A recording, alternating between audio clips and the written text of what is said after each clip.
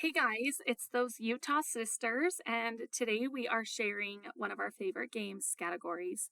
Now, this game is not content related. It is designed strictly to build relationships and be an icebreaker in your classroom, as well as a brain break if you need one of those throughout the year. But this does not pair with any content. All right, a couple things that you're going to need to play this game. You're going to need the PowerPoint template, which we've linked right here, a timer, and then a paper for every student divided into sections.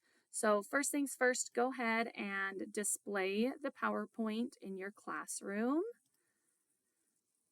And then divide your students up into small groups. Each student needs a piece of paper divided into sections, and each section should have a space for 12 short answers in a list.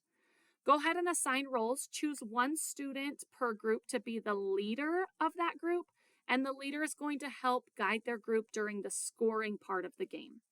All right, to start the game, you are going to display one of the lists and set a 2-minute timer. Students are going to work silently to fill in one answer per line. No full sentences, just short answers, and they can skip lines if they are stuck. So they're going to write down, number 1, their favorite holiday. Number 2, their favorite fast food or where they think has the best fast food.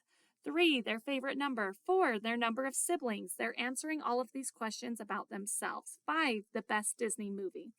For the full 2 minutes. When the time is up, group leaders are going to begin the scoring phase, and here's how it works. The leader reads the first answer out loud. So their favorite holiday, then they would say like Halloween. If anyone at the table has the same answer, that person is going to say same or I got it, I wrote that one too, and both players are going to cross it off. So if you put the same answer as someone else, both of you have to cross it off. If no one else has the same answer, that player gets to keep it and is going to earn a point towards their score. This process repeats until the table has all 12 answers checked. All right.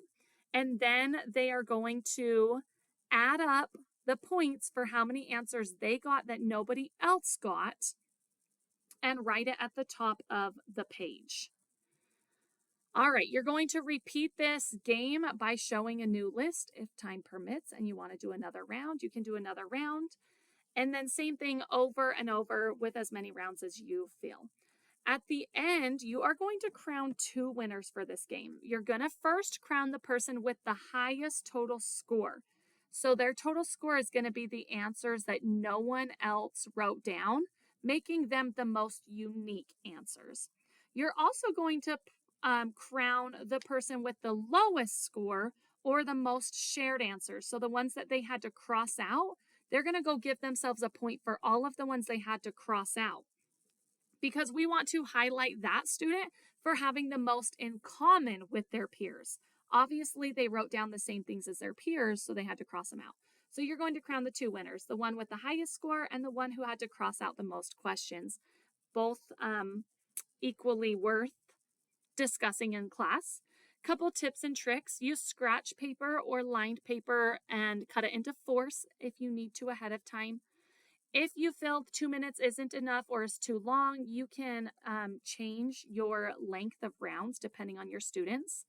And then if you are playing this with older students and you want to encourage a little more challenge, you can require all answers to start with the same letter. For example, all letters must start with B, or all letters must start with L, or whatever you want. That is going to make it a lot harder. So give it a try and see how it goes. If you play this with your class, please be sure to tag us at those Utah sisters. Thanks. Bye.